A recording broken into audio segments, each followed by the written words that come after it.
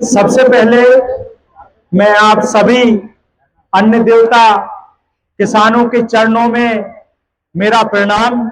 मुझे है जैसे ही ये सूचना मिली कि इंदौर बुधनी रेलवे लाइन के भूमि अधिग्रहण को लेकर आपके गांव कलावर में, जो कि खातेगांव कन्नौज तहसील के अंतर्गत आता है, मुझे जैसे ही जानकारी मिली कि यहाँ पर किसान पिछले 22 दिनों से धरने पर बैठे हुए हैं और मैं यहाँ पर पहुंचा। वास्तव में ही अगर मैं किसानों की बात करना चाहूंगा तो किसान एक इस दुनिया में मात्र एक ऐसा प्राणी है जो पूरी दुनिया का भरण पोषण करता है, भारत का ही नहीं। किसान, आपने देखा होगा, आज हमारा अन्न देवता किसान अपनी भूमि बचाने के लिए संघर्ष कर रहा है।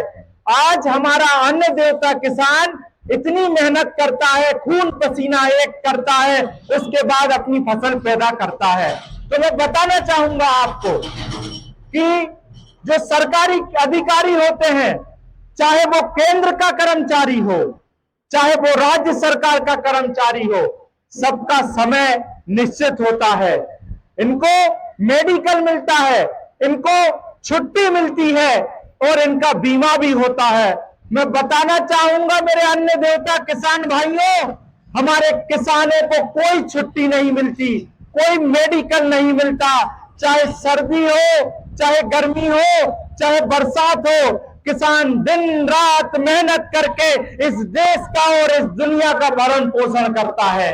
आज हमारा अन्न देवता किसान परेशान है।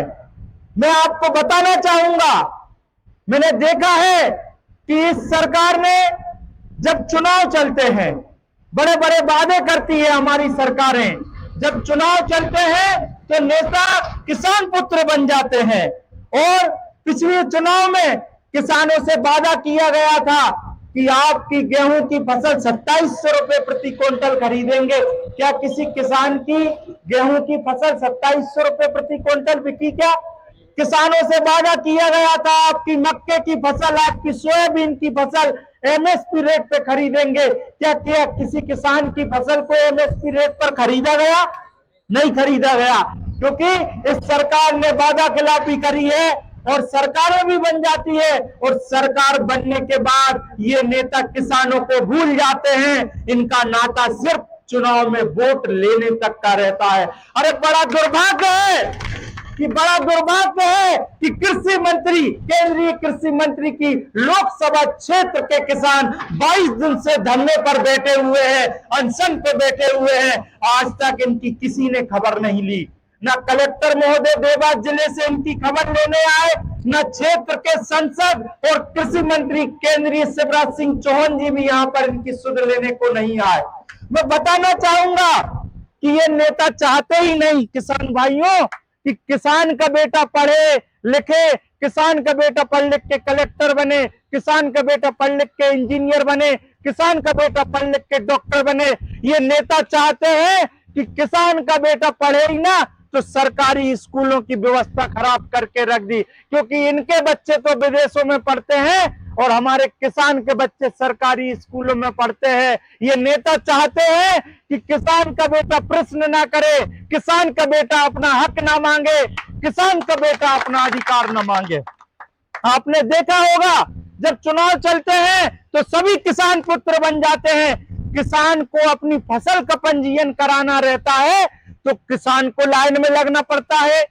किसान को अपनी फसल के लिए खाद खरीदना होता है तो किसान को लाइन में लगना पड़ता है। किसान लाइन में लग के खाद भी खरीद लेता है, अपनी फसल भी पैदा कर लेता है।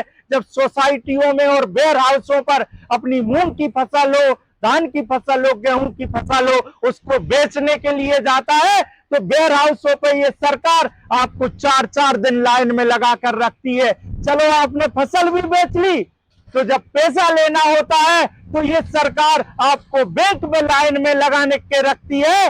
अब वो दिन भी दूर नहीं, अगर तुम किसानों को इसी तरह लाइन में लगाते रहोगे तो किसान तुम्हें एक दिन लाइन में लगा देगा।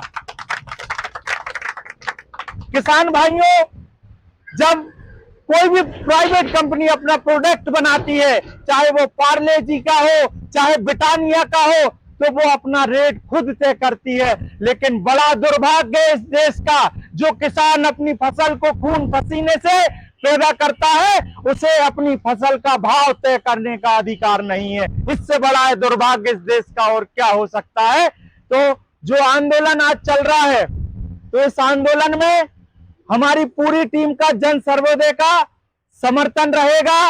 और मैं बताना चाहूंगा कि ये हमारे देश के जो नेता है वो अंग्रेजों से ज्यादा हो रहे हैं। एक समय था किसानों को जो मौलिक अधिकार हमारा संपत्ति का हुआ करता था, उसमें हमारा संपत्ति का अधिकार था। अंग्रेज भी जब भूमि अधिग्रहण करते थे तो किसानों की सहमति लेते थे, लेकिन हमारे ये काले अंग्रेजों ने उस अधिकार को भी हटा दिया। हमारा जो मौलिक अधिकार था, साधवा अधिकार था संपत्ति का, और आज किसानों की भूमि को जबरदस्ती हथियाई जा रही है। किसानों को उचित मुआवजा नहीं दिया जा रहा है। जो कलवार क्षेत्र के किसान हैं, उनका कहना है या तो हमें जो बाजार मूल्य पर खेती का जो मूल्य है, बाजार का रेट है, वो मिलना चाहिए, या वायडक्ट से दूसरी जगह से इस ट्रेन को निकलना चाहिए, इस पटरी को निकलना चाहिए। और 22 दिनों से हमारे किसान धरने पर बैठे हुए हैं, लेकिन किसान के कानों में जू नहीं रेंग रही, क्योंकि इनको सिर्फ वोटों से मतलब रहता है, किसानों से इनको मतलब नहीं रहता है। तो मैं बताना चाहूंगा, जिस दिन हमारा देश का किसान जाग गया, आज हमारा किसान पार्टियों में बटा हुआ है, एक कांग्रेस में है, एक बीजेपी में है। जिस दिन किसान अपनी ताकत को पहचान गया, अपनी शक्ति को पहचान गया और किसानी के मुद्दे पर एक हो गया और किसानों की समस्याओं पर एक हो गया, तो उस दिन इस देश की दिशा और दशा दोनों बदल जाएगी। कोई भी किसान परेशान नहीं होगा, चाहे वो मुआवजे की बात हो, चाहे फसल बीमा की बात हो, चाहे किसानों की मुआवजे की बात हो, चाहे फसल के रेट की बात हो, सारी चीजें किसानों को मिलेगी। अब जरूरत है हम किसान भाइयों को एक साथ आने की और किसानों के लिए संघर्ष करने की। इसी के साथ मैं अपनी वाणी को विराम दूंगा।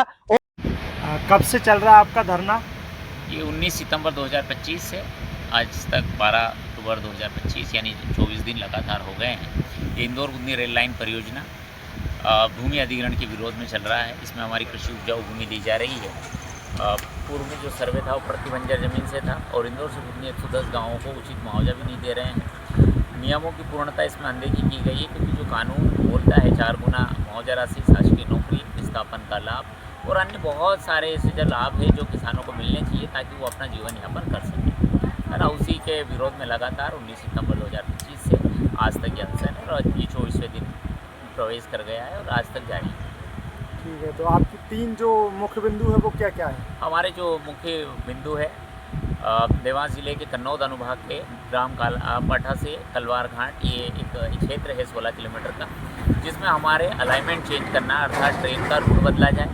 दूसरा जो एक मामला आता है कि वायडक्ट, इसमें एक प्रस्ताव RVNL ने किया था कि या तो इन 8 गाँवों में वायडक्ट दिया जाए, वायडक्ट बनाया जाए और उचित मुआवजा। ठीक है।